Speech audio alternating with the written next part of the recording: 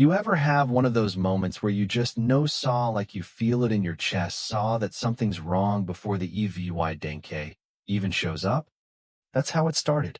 I was sitting in my garage, monitoring the incoming storm reports from the Weather Service YC, sipping on lukewarm coffee, when the emergency radio feed went dead just like that, mid-sentence. 1 second, I'm hearing the county dispatcher talk about flood warnings along Route 12, and the next. Silence. Static. Nothing. Now for most people, maybe that would have just been a glitch, bad reception, or a tripped breaker, but for me, I knew better. See, I built that emergency repeater tower myself. I'd tested every wire, welded every brace, secured every panel with my own hands. That tower wasn't just equipment, it was my lifeline for this entire valley. We're tucked between hills and canyons out here. Celser VYC gets eaten alive by the terrain. When the weather goes bad, ham radio is the only way we stay connected. And now it was silent. I threw on my boots, grabbed my flashlight, and headed out to the tower. It's mounted just off the community trail, behind a grove of pines. Takes about 6 minutes to reach if you're walking.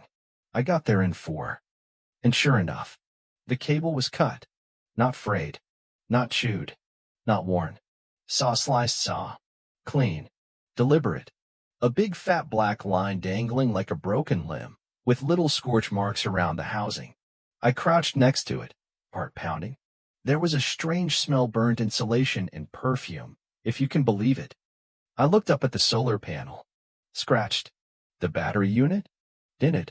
And jammed into the soft dirt, half buried by pine needles, was a cheap garden spade, pink plastic handle, initials BW carved into it. My stomach turned cold. Brenda Whitlock. I knew it before I even pulled the trail cam footage. Brenda had been gunning for that tower since day one. HOA president, queen of petty citations, master of folk-concerned emails. She hated VY Sewell clutter, called the tower an eyesore, even though it was tucked behind trees and painted green to blend in. She'd filed 2 complaints with the county about unauthorized communication infrastructure and lost both.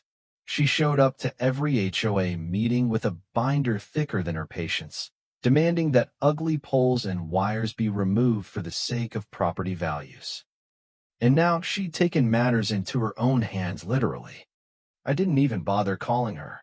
I just went home, opened the garage. You see, I'd been prepared for this. Not because I thought Brenda would go full VY lane, but because I'd spent years in field communication Afghanistan, wildfires in Oregon, backwoods air ops in the Rockies. And I've learned one thing. You always need redundancy. So I had a helium tank. I had a payload box with a solar repeater inside. I had a stabilized tether line and a pre-calibrated frequency relay that could piggyback off the national grid, all sitting on a folding table next to my lawnmower. 10 minutes after finding the sabotage, I launched a high-altitude weather balloon with my repeater riding underneath like a tiny floating soldier. I watched it rise above the pine line, blinking red, signal stabilizing, and smiled as my radio scanner crackled back to life. Dispatch to Unit 9, do you copy? Clear as a bell. Storm warnings went out. Alerts hit the handhelds. The whole canyon came back online. And just like that, I'd won round 1. But I wasn't done. I pulled the trail cam footage that night. There she was, Brenda, in a VY sore and tracksuit, looking around like a kid shoplifting candy. She yanks out the cable, jabs the battery case with her little shovel, and actually poses for a moment like she thought she was doing something noble. Like she was some kind of HOA VY vigilante protecting the neighborhood from, what, radios? I uploaded the video to 2 cloud drives and 1 encrypted thumb drive. Then I sent it to the sheriff's department, the county communications office, and for good measure the FCC. 2 days later, a uniformed officer knocked on her door. She claimed it was all a misunderstanding, that she thought it was a leftover amateur rig, even though it was clearly marked as part of the county's emergency response system. She denied cutting the cable. Then she said she saw tripped saw on it. The cop didn't buy it. Neither did the HOA board, who called an emergency meeting after the footage got leaked. Half the board resigned in the first 20 minutes. Brenda tried to chair the meeting anyway until a retired firefighter named Hank stood up and said, "If that tower had been down during the mudslide of '04, I'd be dead. You don't get to call that an eyesore." I've never seen her face turn that shade of white. The meeting ended in chaos. Brenda stormed out. One board member tried to say it was all just a miscommunication. But the sheriff filed a report for vandalism of emergency infrastructure, which, for those of you keeping track at home, is a federal offense. Big fine. Potential jail time. At minimum, probation and mandatory restitution. But of course, Brenda wasn't done. A week later, I caught her sneaking around my side yard, phone in hand, trying to take pictures of the helium tank, probably hoping to report me for hazardous materials or some nonsense. I stepped outside and said, "Smile for the camera, Brenda. You're on live stream." She turned red, muttered something about being concerned for the children, and practically ran to her golf cart. The next day, I got a citation taped to my door. Unapproved decorative lighting. Apparently, my porch motion sensor was now a safety violation. I laughed so hard I nearly choked on my coffee.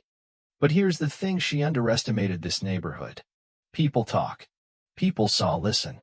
Saw once they saw how far she'd go just to take down something that helped keep them safe. The tide turned. A petition to remove her from the HOA board got over 200 signatures in 2 days. Seniors. New families. Even some of the kids who'd grown up hearing tornado alerts from that tower. The vote passed. Unanimously. And just like that, Queen Brenda was dethroned. Now you might think the story ends there: sweet justice, neighborhood cheers, the end. But no, there's more. The county decided to upgrade the tower. Fencing. Lock system. Solar array twice as efficient. They added signage with Brenda's name redacted in black marker, which was hilarious. And for backup, they asked Sami Sa to help design a balloon relay protocol, a formal part of the county's emergency plan. My setup, the one Brenda mocked, is now in a government PDF. As for Brenda, well, she still lives here. Quiet now. She walks her dog with her head down, doesn't wave. She's not on the HOA board anymore. Not even on the landscaping committee. Her house still has the ugliest shutters in the neighborhood, go figure. And the tower? Still standing. Stronger than ever. You know, some people think amateur radio is a dying thing, that we've moved past it with satellites and smartphones. But when the lights go out, when the towers fall, when the wind howls and the sky turns that sick green, it's the hams who talk. It's the hobbyists and the nerds and the old-timers with antennas in their attics who get the message through. And sometimes, when those voices are blocked by pettiness and power plays and HOA politics, well, sometimes we float our signal right up into the sky and make damn sure it's heard anyway. So tell me, if someone tried to silence your signal, would you fight back? Would you risk the drama, the fines, the war of passive aggression? Would you launch the balloon? Drop a comment. I want to hear what you do and where you stand when safety collides with pride. Because out here, it's not about looking nice. It's about staying alive.